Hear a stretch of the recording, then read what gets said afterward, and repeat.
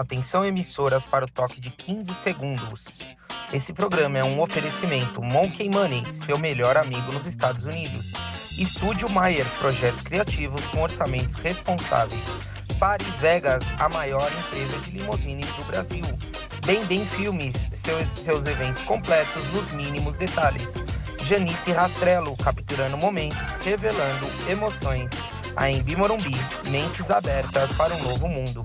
RU Uniformes, vestindo você e sua empresa para brilhar. Mari Estúdio de Beleza, onde cada maquiagem é uma obra de arte. RP Copy, do texto ao designer. Buffet com amor, realizando sonhos.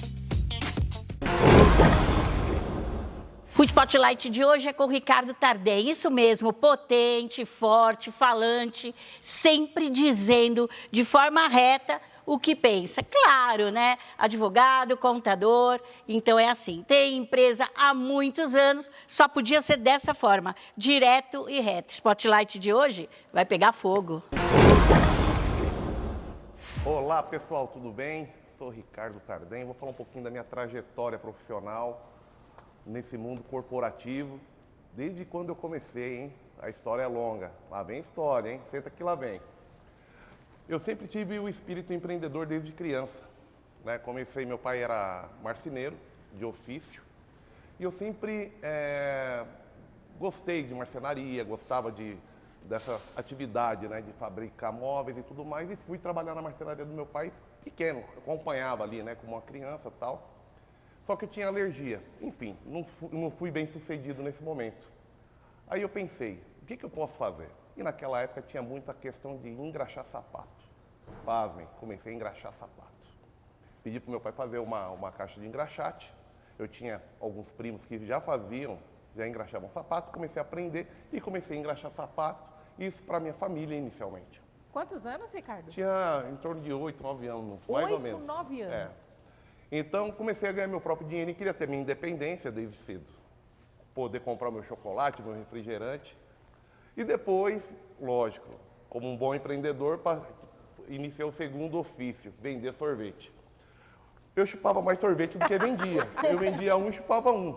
Mas foi assim que eu comecei a minha jornada, né? Trabalhando aí, vendendo sorvete, engraxando sapato, muito embora meu pai já era empresário. Para mim fazia todo sentido aquilo ali, eu queria já ter uma independência. Comecei a estudar cedo, né, fazia cursos de informática, sempre que surgia alguma coisa nova na parte nessa área, eu buscava fazer os cursos e tal. Aos 14 anos, eu tirei a minha carteira de trabalho, consegui, hoje já não é mais aos 14, né? Antigamente era aos 14. Fiz 14 anos, dia 10 de março, e já fui lá tirar a carteira de trabalho e comecei a trabalhar no aeroporto. Em qual área? Confeitaria, fiz doce, bolo. Trabalhei bastante nisso, já viu? Ó, já 3 segmentos aí, engraxate, sorvete e confeitaria. E depois de 1 ano e meio, mais ou menos, eu comecei a trabalhar numa empresa metalúrgica de office boy. Fiquei 1 ano e depois eu passei para a área de departamento pessoal, onde que eu comecei a me direcionar profissionalmente, né? Comecei a trabalhar na parte de RH, fiquei um bom tempo, com 20 anos, 21 anos, eu passei a ser chefe de departamento pessoal de uma empresa terceirizada e finalmente montei meu primeiro escritório de contabilidade, né? Fiz o curso em segurança do trabalho, sou técnico em segurança do trabalho, sou contador de ofício, sou advogado, busquei conhecimento na parte de inteligência emocional, né, practitioner em PNL, coach, e fui buscando aí conhecimento ao longo dessa jornada. Montei o escritório, meu primeiro cliente, né, o número 1, né, a gente sempre fala, não demorou tanto tempo igual a Fran, você falou que ficou 5, né, 5 anos para conseguir o primeiro cliente. Eu tive a oportunidade de conseguir um pouco mais rápido, porque eu já trabalhava na área ali, então eu tinha empresas que já tinham uma certa afinidade comigo e tinha alguns parentes que tinham comércio, então me deram a oportunidade. Foi tudo muito difícil no começo, porque realmente a questão do capital, como foi dito aqui, né, a gente nunca começa do nada, do zero. Eu não tinha o capital, mas eu tinha vontade, tinha engajamento e tinha um conhecimento. Comecei a montar ali a empresa, algumas coisas eu recebi, me deram, né? Uma prateleira, uma impressora.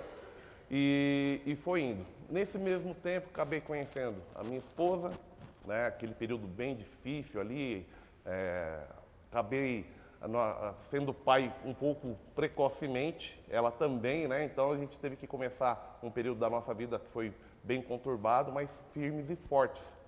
A nossa filha nasceu, eu saía de madrugada para levá-la no Ceasa, que ela tinha uma floricultura na época, então ela ia de madrugada para o Ceasa, eu já levava a minha pequena junto, porque não tinha com quem ficar, e eu ia para o escritório, tipo 1h da manhã, 2h da manhã, trabalhava durante esse período, né, até 6h da manhã para buscá-la no Ceasa, e depois eu entregava a pequena para ficar com ela, e eu começava a atender no escritório. Então foi um período bem conturbado, mas a gente conseguiu aí seguir adiante de uma forma bem persistente.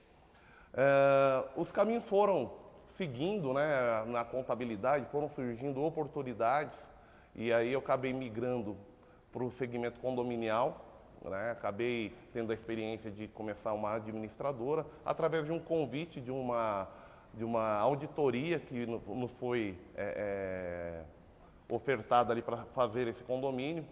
E no meio disso daí, esse cliente que era da contabilidade acabou falando, olha, por que você não administra? Eu não tinha experiência em condomínio.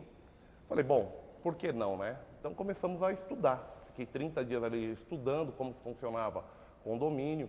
Eu estava fazendo já faculdade de Direito e depois de 30 dias começamos a administrar condomínios. Comecei a fazer faculdade de Administração também. E tudo foi muito desafiador, mas naquele período, né, as empresas elas estavam passando por uma dificuldade, o mercado não estava tão favorável, estava havendo muitas mudanças, então a parte de administração condominial se demonstrou muito rentável. E aí eu acabei direcionando um pouco mais os esforços para a parte condominial. Comecei a fazer estudos relacionados à responsabilidade legal do síndico, por estar cursando direito, acabei mudando a minha estratégia de estudos para a área condominial, me especializando nisso, né? Embora cuide da parte tributária também, ainda mantenha a atividade de contabilidade, né? Hoje nós temos aí um grupo de empresas que envolve não só a parte de condominial, mas como a parte contábil, a parte de treinamentos e a advocacia, né? Então são 4 empresas que atuam de forma independente e ao longo dos anos a gente vem sempre aprimorando, buscando algum tipo de informação, de conhecimento para buscar alicerçar. Dentro dessa jornada aí da Tracom, né, vamos assim dizer, passamos por etapas, né, aquela etapa inicial de você ser um profissional liberal, depois você passar por uma microempresa e depois você chegar numa empresa de pequeno porte. Como eu disse no início, né, os desafios sempre surgiram. Durante um bom tempo do meu empreender, nós moramos na parte de cima do escritório.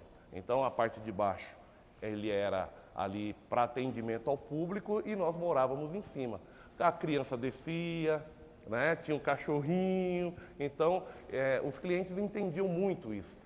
E foi um período que a gente foi aumentando a carteira de clientes até que conseguimos aí a nossa casa própria, né, e mudamos e o escritório passou a ser totalmente ali naquele local. Só que a velocidade das coisas foi muito intensa e calhou que a gente foi aumentando o número de funcionários, de 5 para 10 para 20, até chegar no número de 45 pessoas trabalhando conosco. E aí foi quando surgiu a oportunidade de mudar, né, de espaço, de procurar alguma coisa maior para acomodar, né? Só que entramos num período, infelizmente, triste, que foi o período da pandemia, né, que acabou gerando uma certa insegurança no mercado. A gente precisava ampliar, veio a questão do trabalho home office, tivemos que nos adaptar.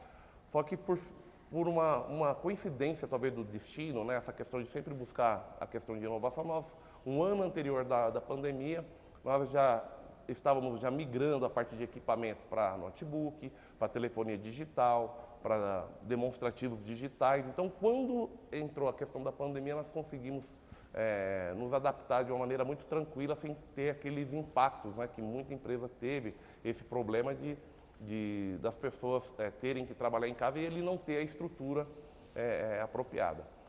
E no meio da pandemia foi o marco ali para mim, que eu falo que foi um divisor de águas, porque eu fiz um compromisso com meus funcionários na época, né? A gente se reuniu na área ali externa e eu me comprometi com eles de não demitir ninguém durante aquele período, né? Então, todo mundo preocupado de perder o emprego, falei, não, a gente vai fazer o possível para ninguém ser demitido, tal, enfim. Só que no meio disso tudo, pessoal, passaram-se 3, 4 meses aí, todo mundo começou a pegar a tal da Covid e eu também peguei e fui internado. E aí veio uma coisa que eu falo que é o acaso do destino, que eu falo que o nosso Criador ele é perfeito nas coisas, né? Eu internado, passando por aquela dificuldade, com medo de perder a vida e tal, e a empresa ali, né, tocando, eu fiquei internado literalmente, e eu preocupado com a empresa, mas eu não estava em condições. Aí foi quando os funcionários falaram, você fez por nós, agora nós vamos fazer por você. Então, eu nunca esqueço disso, porque para mim foi uma troca única, né? Aquele compromisso que eu tinha feito com eles de fazer o possível para manter o emprego de todo mundo, depois foi retribuída de uma forma muito generosa por todos eles ali. Eles se engajaram a entregar sem eu estar presente. E graças a Deus estou aqui para contar um pouco dessa história. Que legal, né? Foi os desafios aí. Isso é demais, né, Ricardo? Agora, é assim, você faz tantas coisas, né? Você tem múltiplos papéis, várias empresas que você contou aí no decorrer da sua trajetória, mas ainda mantém essa multiplicidade de papéis. Sim. A gente se parece um pouco, não é? Nesse sentido. E assim, uma pergunta que me fazem, que eu tenho às vezes dificuldade de responder, é assim, olham o Instagram, mas afinal, o que você faz? Como é que você responde isso? Mas e aí, Ricardo, assim, contador, advogado, mentor, gestor, o que você faz? Vamos lá. Bom, excelente pergunta, hein? Hoje, pessoal, eu trabalho mais na parte estratégica da empresa, então, hoje eu busco ter pessoas que possam executar, tenho pessoas na linha de frente, que a gente vem treinando, vem preparando para cada um assumir um papel, né? Então, hoje, por exemplo, na advocacia, eu tenho a minha filha mais velha, que ela já é advogada, então ela fica à frente juntamente comigo ali, então nós temos um compartilhamento ali, mas ela fica mais à frente ali, tocando o dia a dia com os funcionários, então eu mais macro-gerencio do que micro-gerencio ali. Né? A parte de condomínios, eu tenho a parte da coordenação, que atua ali de uma forma mais intensa, né? A parte da contabilidade, eu tenho uma pessoa responsável também, então temos as reuniões pontuais para tratar dos problemas pontuais e eles ficam encarregados ali das demandas do dia a dia. Então a gente conseguiu desenvolver uma cultura, né, dentro da empresa, a missão e visão em valores e estratégias que pudessem fazer com que eles entendessem o que eu pretendo, o que eu quero deles dentro da empresa. Então, o Covid foi bom, então, para você, né? Oi? O Covid foi bom para você. Profissionalmente falando. Não de saúde. Foi um divisor de águas realmente, né? Que nem eu falei, nessa mudança desses treinamentos de coach que eu fiz e tal, para mim foi ali, a mudança de mindset foi ali. Né? Acabou expandindo ali algumas expectativas que a gente, sonhos que eu... esse projeto dessa multiplicidade de atividades, ela veio lá de trás, eu encontrei o material, ele está impresso, estava no computador, eu imprimi e estava lá, achei, no Aspiral. Então, não foi nada aleatório, eu encontrei o material que deu origem a tudo isso que está se consolidando hoje. E como é importante, né, Ricardo, a gente saber da história. Como foi gostoso escutar você falar do seu início. Você também trabalhou como CLT, você vivenciou hoje o que os empresários hoje vivenciam com seus colaboradores. E quando você tem treinamento, com certeza você aplica todo esse conhecimento, como gestor, como mentor. E agora minha pergunta para você é, como você enxerga isso para as empresas, que nós estamos vivendo um momento desafiador. Nós estamos vivendo um momento de instabilidade muito grande para as empresas. Aquelas que já cresceram, elas não sabem se elas continuam no simples, se elas vão para o lucro real, lucro presumido. Aquelas que estão pequenas, elas às vezes não conseguem se subsistir ali. Como você enxerga isso e o que você tem preparado para ajudar essas empresas, tanto as pequenas, as médias e as grandes? Legal. Eu digo que a criança, ela cresce, né? E ela não quer, muitas vezes, trocar a roupa do corpo. Então, é uma coisa que ela é uma realidade. Então, que nem no meu caso, eu comecei como profissional liberal. Então, eu tive necessidade de começar a contratar por conta justamente de demandas que foram surgindo, necessidades. Né? Então, você começar a se preparar para esse processo é muito importante desde cedo. Só que são etapas realmente. Você começa ali como profissional liberal, você vai para uma microempresa, você procurar um profissional, um contador que entenda das atividades que você possa se enquadrar naquele momento, entender o teu público-alvo, entender quem são seus fornecedores, saber o que você pode se creditar ou não, né? Se vai ter ICMS, se não vai ter. Então, hoje, muitas vezes a pessoa vai lá, abre uma empresa, porque abrir a empresa é relativamente simples, né? Porém, a melhor forma e enquadramento tem que ser um profissional habilitado, um profissional que entenda e te ajude a fazer um planejamento estratégico. Né? Se você começar com a tua empresa hoje, tá, daqui 1 ano você quer estar onde? Daqui 2 anos, daqui 3, daqui 5. Eu vou ser uma microempresa, vou passar para uma empresa de pequeno porte, foi o nosso caso. Nós saímos da microempresa e fomos para uma empresa de pequeno porte. E hoje já vem a terceira transformação, que é o regime tributário. Hoje, de repente, já eu ser simples nacional já não é mais interessante. Né? Por conta do quê? Por conta de despesas que a gente tem muito grande e o faturamento, por exemplo, de quem é simples nacional é em cima do todo. Então, você tem que identificar os momentos de você trocar a roupa do corpo. É justamente isso. Então, isso serve para todas as etapas da empresa. Todas as etapas. Desde o pequeno, eu falo que quando você está ali no início, né, você não tem todas as informações. Então, é mais fácil, talvez, de você estar aberto para sugestões para você seguir adiante. Quando você chega ali na adolescência, você vira aquela questão da rebeldia. Agora eu sei, eu vou fazer, é onde você começa a dar as cabeçadas. Faz parte do processo. E quando você começa a já ter um certo tempo no mercado, você começa a ser mais cauteloso, mas você tem que ser também aquela questão do arriscar, né? O que, por exemplo, no Empretec a gente faz um exercício lá que é justamente relacionado a isso. Até onde eu vou, eu tenho que experimentar, eu tenho que criar atividades alternativas e não ficar só naquilo. Porque hoje, da forma que o mercado ele vem se transformando, a tendência é quem fazer o mesmo sempre ficar para trás.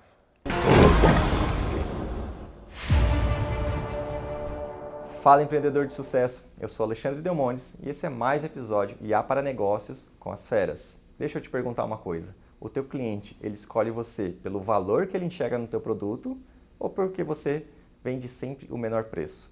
Bom, se foi a segunda opção, você não está conseguindo ainda transmitir valor no seu produto e aí você tem que ficar sempre brigando com o preço. Bom, a inteligência artificial, ela pode te ajudar nesse problema. Ela consegue realmente transmitir mais valor para você, do seu negócio, da sua marca, do seu produto. Vamos começar então pelo conteúdo? Conteúdos bem produzidos, educativos, que levem realmente valor ao teu cliente, que faça ele tirar dúvidas, ele entender como se usa um produto de repente. Isso já gera um pouco mais de valor no seu produto. Na hora de você vender, não é só o produto, e sim a experiência que ele leva junto, a ajuda que ele vai levar junto, a transformação de vida que ele vai levar.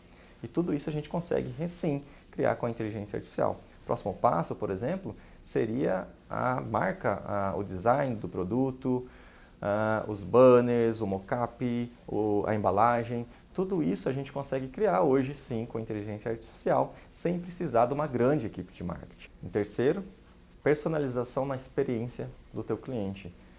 Uma comunicação mais voltada para o seu público, atrelado ao que nós já falamos, né, de marca, de produto, de embalagem, de conteúdo, isso sim, realmente traz mais percepção do seu cliente e transforma o teu produto em um produto premium. Por que às vezes a gente vê no mercado, por exemplo, 2 cafés? Um que é premium, que é muito mais caro, e o outro que não é, que acaba sendo mais barato. Porque o premium, ele consegue, através, às vezes, da embalagem, entregar mais valor. A pessoa nem provou ainda o café, mas ela já sabe que esse produto realmente tem mais valor. Com a IA você consegue criar tudo isso, passo a passo, de ponta a ponta para o seu negócio. E por último, reforçar a autoridade e reputação da sua marca, com constantes publicações, estando realmente sempre visível diante do teu cliente, para que ele nunca se esqueça do seu produto e da sua marca. O que muda o jogo não é o produto, é como você entrega ele. como ele é percebido pelo seu público. E com a IA certa, você pode mudar essa percepção sem elevar os custos. No próximo episódio, nós vamos fazer um overview de tudo que nós vimos até aqui e começar a nos aprofundar ainda mais dentro da inteligência artificial, em formas práticas e mais avançadas, onde você vai aplicar no seu negócio. Te vejo no próximo episódio. Conheça a AMB Morumbi. A universidade se destaca como um centro de inovação e aprendizado.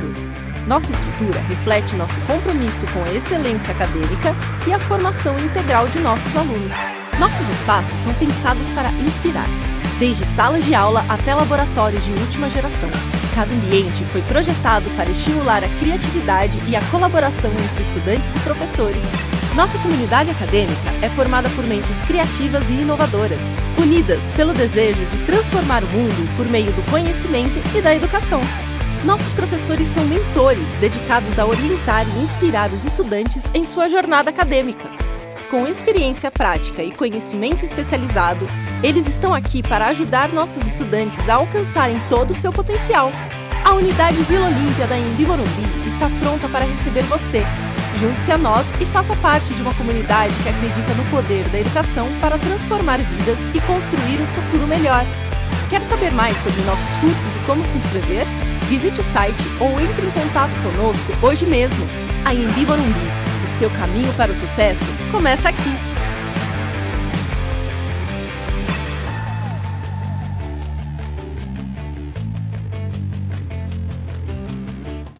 Comece a estudar ainda neste semestre. Inscrições abertas. AMB Morumbi.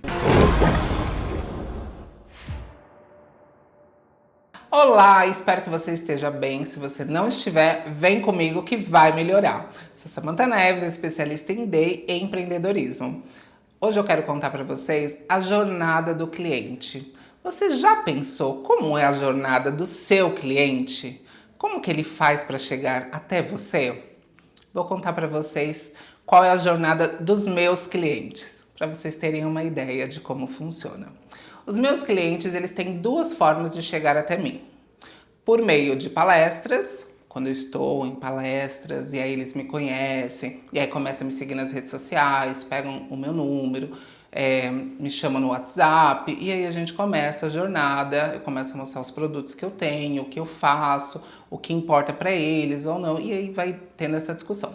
E a outra forma dessa jornada do cliente é pelas redes sociais. Muitos dos meus clientes usam o LinkedIn para me encontrar. Então eu tenho lá as palavras-chave e aí eles me encontram. E as palavras-chave que eu uso: palestra, diversidade, empreendedorismo, comunicação, que são as expertises que eu tenho. E dessa forma as pessoas elas me acham ali no LinkedIn. E aí começa a trocar papo, me chama no direct, começamos a conversar, eu passo o meu portfólio e ali vamos criando um relacionamento. Isso não quer dizer que esses clientes vão fechar na hora. E é isso que eu quero que vocês entendam. Que muitas vezes, a maioria das vezes, na verdade, as minhas vendas demoram de 6 a 1 ano para acontecer. Então a pessoa me conheceu nas redes sociais ou ela me acompanhou numa palestra, ela começa a me seguir, começa a criar um relacionamento, começa a entender os meus produtos, entra no meu site, vê os produtos, assiste os meus vídeos no Instagram e daí ela começa a vir com as propostas. Ai, gostei dessa palestra que você fala sobre comunicação não violenta, gostaria de contratar para minha empresa. E aí começamos a conversar, eu começo a entender a necessidade da empresa, que muitas das vezes o cliente ele acha que ele precisa daquilo, mas ele precisa de outra coisa. E aí nessas conversas eu vou entendendo que tipo de palestras ele precisa, aquele cliente precisa, e vou personalizando. Lembra que eu falei no programa passado de personalizar? Então, eu vou personalizando essas palestras para os meus clientes. E aí, quando eles entendem que está funcionando, que é aquilo, que está redondinho, aí começamos a discutir sobre valores, data e afins. Mas vocês entendem que esse processo de compra demora e pode demorar até 1 ano? Então, é importante você entender a jornada do seu cliente, porque quando você entende a jornada do seu cliente, você vai ter a paciência de fazer esse relacionamento e entender que eu conheci hoje, mas ele só vai fechar daqui 1 ano ou daqui 6 meses. E vocês, como é que anda essa jornada do cliente de vocês? Se vocês querem saber mais sobre diversidade e empreendedorismo, me sigam nas redes. Samantha Neves, Samantha com 2 T's H-A. Beijos! Emoções são dados também de receitas emocionais. Eu sou Cláudia Negreiros, criadora do método DRE Emocional, uma metodologia que transforma emoções em inteligência do negócio. Você sabe o que significam receitas dentro da sua empresa? As receitas, elas vêm através daquilo que você vende, dos seus produtos, dos seus serviços. Mas o que são as receitas emocionais? Ela é um pouco mais intangível. Você normalmente não pega, não vê. As emoções, elas estão impactando nas receitas emocionais. Então, o que gera uma receita emocional dentro da sua empresa e dentro da sua equipe? Todas aquelas coisas que fazem com que as pessoas se sintam mais engajadas, com que elas tenham vontade de estar ali, que elas sintam coisas boas e agradáveis, emoções mais positivas. Toda vez que você conversa com o seu colaborador, que você dá atenção, que você direciona, que você dá feedbacks, você está elevando o seu estoque de receitas emocionais. E isso é o que faz a diferença entre um líder que simplesmente faz comando e exige resultado e aquele outro líder que realmente constrói um legado dentro da sua organização. Você quer aprender um pouco mais sobre como gerar receitas emocionais no seu negócio? Me chama nas minhas redes sociais. Eu sou Cláudia Negreiros, coach. Pode procurar desta forma. E não deixe de acompanhar todos os episódios da 5ª temporada do Em Frente às Feras. E Ricardo, me diz uma coisa, a gente sabe que o síndico hoje é um vilão. E a terceirização é necessária, porque é lógico, a gente ou já teve algum caso, ou soube de alguém que já teve reuniões que o bicho pegou. E em questão mesmo de financeira, ou mesmo... qual é a importância hoje da tua empresa tirar essa obrigação de um condômino e fazer isso, essa mão de obra terceirizada? Legal. Bom, você acabou me lembrando de uma coisa que eu fui também síndico durante 15 anos. Meu Deus, então foi por isso que você decidiu tirar esse trauma dos outros. Olha a experiência aí. Fui síndico também. E ser síndico me deu uma experiência de entender, como administrador, o que o síndico passa lá na frente, né? No dia a dia, porque é uma atividade mais operacional. Ele tem que ser um gestor também, mas ele está mais ali no dia a dia, junto ao condômino, tratando com terceirizadas, com empresas de prestação de serviço em geral, convivendo com aquele ecossistema que é o condomínio, né? Então, ele tem uma necessidade e a administradora, ela cumpre com parte dessa necessidade, né? Ela tem atividades correlatas que complementam o trabalho do qual o síndico muitas vezes não consegue fazer. São mais de 140 obrigações dentro de uma administradora, por exemplo, né? E o síndico, ele responde civil e criminalmente, tem um artigo 1348 que eu falo que é a bíblia de cabeceira dele, ele tem que ter aquilo ali de cor e salteado, porque qualquer movimento em falso, infelizmente, ele acaba respondendo ali até com patrimônio, se ele for um síndico morador, né? E respondendo até criminal, dependendo do ato que ele cometer. Então, é muita obrigação que existe e pouca qualificação, porque é uma atividade que ela não é regulamentada. Então, vira um problema. Ou seja, tem pessoas que fazem um treinamento de um dia e já se consideram síndicos profissionais. E a gente sabe que para ser profissional vai muito mais além de um mero treinamento de um dia, de 2. Né? Então, pode falar. E é burocrático essa transferência de um síndico condômino para o síndico privado, a sua empresa, transformar. Sim. O síndico que está nos ouvindo, que já está de saco cheio do interfone dele, meia-noite está tocando, e falar, o Ricardo é minha solução. É burocrático essa transferência? Não é que é burocrático, é aquela questão da necessidade. Né? Hoje, o síndico, a gente faz uma assembleia de condomínio, aí você pergunta, quem quer ser síndico? Aí o pessoal levanta a mão. Ele vai receber a isenção da cota de condomínio respondendo civil e criminalmente. Uau. Então, será que vale a pena hoje para o morador? E ele não tem qualificação. Muitas vezes ele acaba assumindo uma questão ali por desconhecimento. Aí, quando acontece isso, eu explico para a pessoa, né, a responsabilidade que ela vai ter. Agora, quando ele é profissional, não. Ele vai receber uma remuneração, né? 5 salários mínimos, 10 salários mínimos, vai depender, né? Então, ele faz aquela proposta e ele pode, eventualmente, receber ou não, sendo profissional ou não. Ele pode ser até um síndico morador com remuneração, vai depender muito do que aquele público quer. Quando fala síndico profissional, é porque dentro da essência ele realizou algum curso externo que lhe deu esse título, né, profissional. Mas, como eu disse, não há regulamentação. Né? Então, você tem engenheiros, você tem advogados, contadores, você tem pessoas com variadas formações migrando para a atividade de síndico profissional, porque justamente é um mercado que está em expansão e existem poucos profissionais qualificados. Mas vamos entender uma coisa aqui, que eu acho que nós estamos saindo aqui. Você não é síndico profissional, você é uma administradora de condomínio. É uma empresa que auxilia os síndicos orgânicos e profissionais, correto? São empresas diferentes. E como é que fica? Um dos grandes problemas nos condomínios é a ética. Eu também trabalho para condomínio, a gente tem um sério problema com relação à ética. O que você pode falar da ética?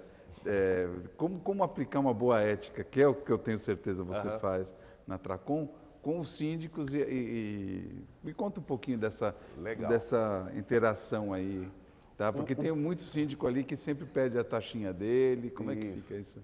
O que ocorreu? Deixei ele de orelha quente. O que acontece o que ocorreu ao longo dos anos, né? Esse mercado ele foi taxado muitas vezes de um mercado obscuro, né? O síndico, a administradora, por conta justamente desse tipo de prática que acontecia assim, né? Infelizmente acontece hoje ainda, né? São coisas que não estão no controle, no meu controle. O que está no meu controle é o que eu pratico, né, da minha empresa para fora. Então a gente tem, por exemplo, cultura de compliance dentro da empresa, que a gente, dentro do que a gente realiza ali, a gente procura, junto aos prestadores de serviço, junto aos nossos funcionários, criar mecanismos de controle para que eles não atuem e tenham como premissa a ética, né? A questão de concorrência desleal, coisas relacionadas a isso. Já com o síndico, a gente também tem, quando nós participamos de concorrências que envolvem, por exemplo, construtoras e incorporadoras, a gente precisa entender que é um público diferente. O que essa empresa espera da administradora e muitas vezes essa construtora e essa incorporadora, ela quer que ela sugere que nós indiquemos um síndico. E qual que é o perfil do síndico que eu vou indicar? Né? Então, eu falo que é o alinhamento que tem que ter essa questão ética. Mas já aconteceu da gente trabalhar e o síndico não ser nada ético. E aí é aquilo, né? Aí começa uma queda de braço. Ricardo, posso deixar um pouquinho mais pessoal? Claro. Você disse que casou cedo. Com quantos anos você casou? 23, por aí. 23. E aí logo você foi pai? Quantos anos? 24. 24? Rapidinho. 22. 23 e meio. Como a paternidade, olhando hoje, né, a gente está mais maduro, quando está mais velho, quando a gente olha lá para o início da nossa jornada, a gente fala que poderia ter feito isso, poderia ter feito aquilo, mas a gente fez com o que a gente tinha, né? Mas o quanto você olhando para o início da sua jornada familiar, o quanto a paternidade influenciou na construção ou na pavimentação dos seus valores éticos, profissionalmente falando? Muito legal a sua pergunta, viu? E ela foi a mudança real, porque nós quando eu estava solteiro, tinha aquela vida, né, de você querer descobrir tudo, então a responsabilidade ela era diferente. Então quando nasceu a minha filha, que é a Larissa mais velha, né, isso tudo mudou, a responsabilidade, eu tinha que pensar diferente, tinha a esposa, que é a TM, né? Minha esposa até hoje, 26 anos junto, e a minha mais velha ali. Então, quando eu fui no mercado com ela, pequenininha, eu com o dinheirinho contado no bolso, e ela pediu um Danone, eu não tinha dinheiro para comprar aquele Danone, ela começou a chorar, aquele momento mudou minha vida. Aquilo ali, quando eu desci com ela chorando, eu falei assim, eu nunca mais vou passar por isso. Então, aquilo ali eu acho que foi aquele momento para mim foi um momento de tristeza, mas que me gerou uma força interior que nunca mais fez eu voltar para trás. Nunca mais. E não quero isso, e eu sei que se for necessário, que nem já fizemos buffet, tem muito mais coisas aqui para falar de empreendedorismo, né? Mas eu nunca fiquei parado, nunca mais teve aquela questão, isso eu não sou capaz de fazer. Sempre a gente procurou fazer alguma coisa, eu dava aula, trabalhava numa empresa na contabilidade, eu saía, me alternava de sábado, fazia os eventos de domingo, então, assim, tudo foi indo nessa direção. E a família, eu costumo dizer que tem algumas bases, né? A saúde é uma delas, a família é uma base muito importante, que sem isso você não consegue, é muito difícil. A própria religião, voltado para a crença, né? Cada um tem o seu Deus, né? Mas eu falo que Deus é um só, cada um acredita naquilo e segue a religião que entende, mas Deus é único. Né? Esses pilares para mim são fundamentais. Eu acho que sem isso fica muito difícil você conseguir obter sucesso na jornada. Que legal ouvir isso, assim, é interessante porque muita gente acho que passa pelo mesmo que você passou lá atrás com a sua filha. Sim. E você olhou para aquilo e aquilo foi uma força de começo e recomeço, né? E muita Sim. gente às vezes culpa, né? Culpa a situação, ou a família, ou a empresa que trabalha, ou a própria sorte. Mas é legal olhar para você e ver que você fez disso um degrau. Sim, sim, com certeza. Ricardo, e essa questão das suas multiplicidades aí, como empresário, também como pai, esposo, te trazem também os pilares de ser um bom líder? Fala um pouquinho pra gente sobre liderança. Então, a liderança, ela vem por vocação, né? Eu falo que eu busco inspirar as pessoas, né? Eu trago muito da minha história em diversos contextos para que as pessoas olhem e falem, poxa vida, que história legal e como que eu posso me inspirar para conquistar algo similar, né? Eu falo que todos nós vivemos em dificuldade constante, todos nós. Quando eu vejo o funcionário chegando atrasado, eu quero entender por que ele chegou atrasado. Houve um problema de trânsito, ele ficou doente, o que aconteceu? Eu posso ser o carrasco de ir lá e descontar o benefício, de descontar o dia dele. Mas se eu vou lá e entendo a causa, muda. Então a gente começa a ter uma reciprocidade. As pessoas elas vivem de inspiração e elas vivem de emoção também. Temos que ter a razão quando necessário, sem sombra de dúvida, dentro do que é proposto, exigir que seja feito, né? Aquela entrega por uma questão, né, de ofício até mesmo, né? Mas como que você motiva as pessoas a fazerem sem você estar com o chicote na mão? Então é isso que eu procuro fazer dentro do meu estilo de liderança. Que legal, né, Ricardo? Na verdade, esse tipo de liderança deixou de ser na horizontal para ficar na vertical. Sim. E aí você acaba dando poder em todas as esferas. Sim. Não é? Muito bacana isso, parabéns. E aí, eu quero te perguntar uma outra coisa, que assim, obviamente com toda essa bagagem e com todas as empresas que você tem, como que você separa, tem como dar uma cara para a Tracom, uma cara para a contabilidade, ou propósito, ou o nome que você quiser dar, tá? Eu estou falando em cara para o telespectador entender a gente. Como que você norteia essas diferenças em cada empresa tua? Legal. Eu acho que o primeiro passo é você identificar o teu público-alvo, né? Então, por exemplo, na contabilidade, eu tenho um público que é mais o empresário. Então, como que eu vou me comunicar com esse empresário? Como que eu vou utilizar as cores, o logo? Qual vai ser o estilo de de divulgação do meu produto, do meu serviço. Já na advocacia, eu vou ter uma modalidade diferente, porque o meu público ali ele é um público talvez mais... quer ter mais segurança, então eu não posso usar uma comunicação igual eu uso, por exemplo, na administradora, que eu falo uma língua mais popular. Eu posso usar um pouco mais de desenho, por exemplo, porque eu me comunico ali com moradores de variadas idades e perfis. Agora, quem procura advocacia, normalmente, ele está com um problema, então ele quer ter um pouco mais de seriedade, né? Eu trabalho muito essa questão do arquétipo também, né? Então, o arquétipo é fundamental para você trabalhar paleta de cores, trabalhar a formatação de como que você vai se vender, né? Para o seu público, para o seu cliente.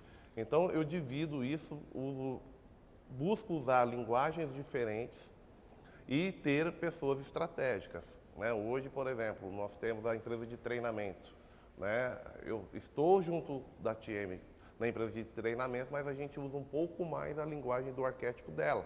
Então, a gente se comunica diferente. Lá já na advocacia já dá Larissa. Muito bem.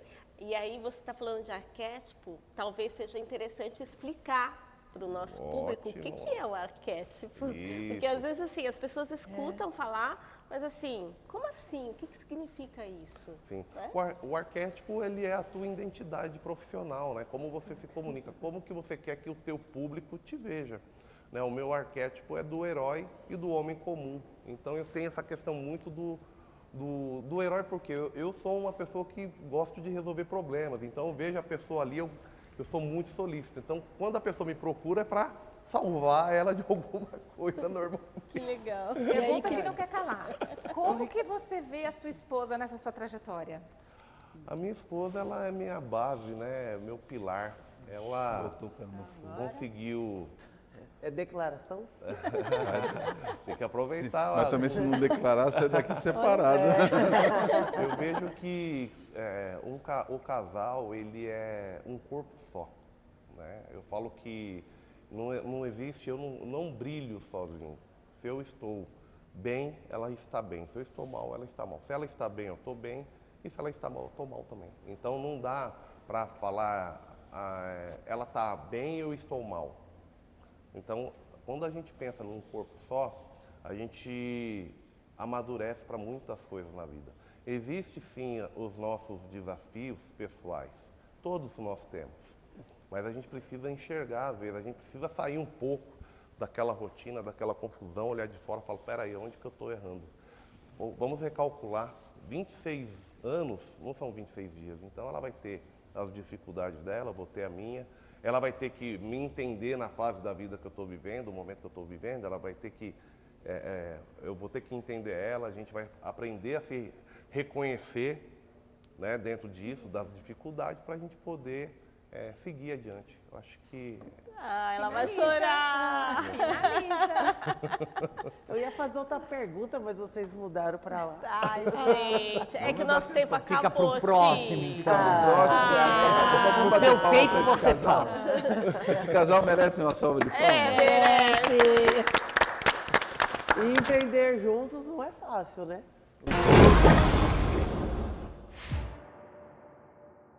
Olá, tudo bem? Que satisfação receber você aqui para mais um encantamento e a magia do sucesso empresarial.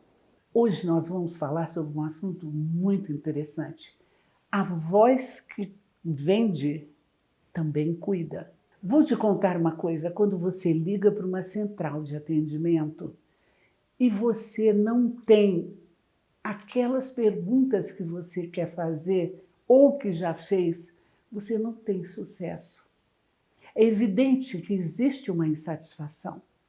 E o cliente, ele não pode ficar insatisfeito. Ele tem que deixar o atendimento com uma satisfação, sem aquela necessidade de ir lá, ligar de novo e se vingar. O que você pode fazer? Vou te contar um exemplo rápido. Certa feita, uma senhora ligou para uma central de relacionamento de uma empresa, de uma grande empresa, e ela já tinha falado com umas 5 pessoas. A última pessoa que atendeu, ela já ligou dizendo assim: olha, minha filha, por favor, me ouça, porque ninguém aí quer me ouvir. Do outro lado, a pessoa disse: eu estou aqui e sou toda ouvidos. A senhora pode falar tudo o que desejar. E cada coisa que ela perguntava, a moça respondia e foi solucionando as perguntas dela, que eram simples. O que ela fez? Essa mulher não só mandou um elogio para a empresa, como fez questão de solicitar à empresa que promovesse essa funcionária. Relacionamento de excelência encanta e fideliza o cliente. No próximo programa trarei outras novidades. Beijos da Mirinha Vasconcelos.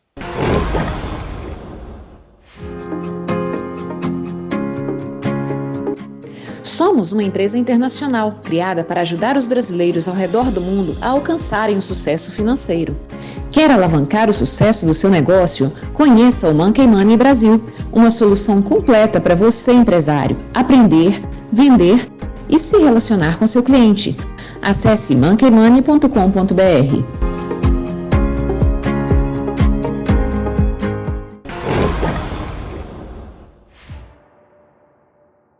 Você sabia que atenção é poder? Eu sou Selma Cosso, mentora em saúde para empreendedores. E hoje eu vim falar de um tema muito importante, que é a nossa NR1. Mas antes de falar da nossa NR1, eu tenho que falar que o nosso cérebro não está habituado a usar o tempo inteiro ele. Então, ele começa a dar aquelas falhas. O foco, por exemplo, é uma delas, não é mesmo? Então, a gente precisa reconectar com o nosso corpo. Quem viu da outra vez nas Feras, 4ª temporada, eu falei sobre o tripé pensar, sentir e agir. E eu volto aqui. A gente precisa pensar, sentir e agir de forma equilibrada, porque senão vai ter exaustão, irritabilidade e pouca produtividade. E é isso que você quer? Eu acredito que não. Então vamos lá para um exercício simples, fácil, que você pode utilizar no seu dia a dia, como sempre eu faço aqui no Eixo na Pausa. Vem comigo. Olha lá, você vai pôr o dedo aqui na sobrancelha, aqui fechadinho, ó. Isso. Inspira e aí solta o ar. Fica só um pouquinho. Isso. Fecha os olhos, aproveita. E aí você vai passar o seu dedo percorrendo a sua sobrancelha até chegar aqui. Isso já é um ótimo exercício para quem está com dor de cabeça. Uma dica extra para você. Aí. E agora a gente vai passando, ó, pela orelha, indo até a nossa nuca. Esse ponto é o ponto da ação com a mente. Fica um pouquinho aqui. Isso. Você pode fazer isso 3 vezes. Olha só. Vamos lá, recapitulando. Aqui, primeiro ponto. Segundo ponto, aqui. Terceiro ponto, aqui, para já soltar a boca. Quarto, aqui atrás. Aí, muito bom. E vai observando como você vai ficando. Isso, eu já estou até falando mais calma, não é mesmo? E agora a gente vai voltar e vai respirar um pouquinho. Fecha os olhos e observa, para que a gente possa conectar sua mente com o seu corpo com as suas emoções. Nós vamos inspirar na barriga, barrigão, e expirar a barriguinha. Só mais uma vez. Pode fazer isso também 3 vezes. Que tal você praticar esse exercício antes das reuniões? Aquelas que você normalmente precisa ter atenção e se conectar. Me conta como você ficou. Vai lá no @Selma Cosso, Selma com S, C-O-S-S-O, e entre na comunidade Eixo na Pausa. Te espero semana que vem com mais dicas.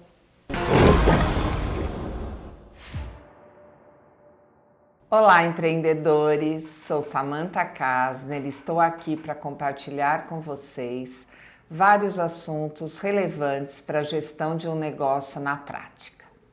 Hoje vamos falar sobre um tema que incomoda muitos empreendedores: a síndrome do impostor. É quando, mesmo tendo já resultados que às vezes você não está olhando, você continua achando que não está no caminho certo.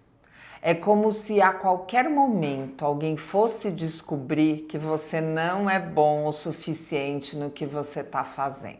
Esse sentimento já chegou até você alguma vez? Esse sentimento é mais comum entre as pessoas que estão começando um negócio, ou estão mudando de carreira, ou estão iniciando uma nova profissão. O progresso, ele nunca é uma linha reta, perfeita, onde você vai sempre avançando. Ele tem oscilações.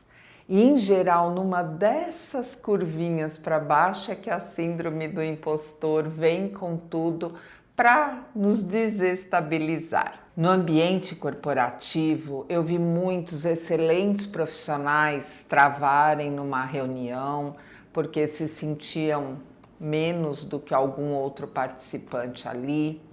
No empreendedorismo, vejo pessoas, às vezes, com dificuldade de precificar corretamente o seu serviço por causa da síndrome do impostor.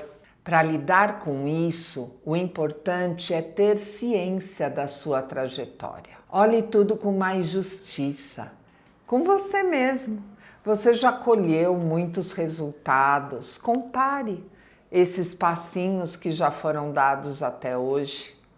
E acabe com esse impostor. Pode confiar, você é capaz. Espero você aqui na próxima segunda.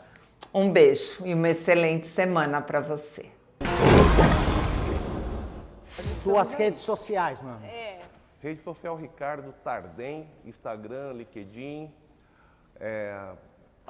Tracom Condomínios, Tardem Advogados, THI Treinamentos, Atemo Contábil. Uau! Estamos por lá.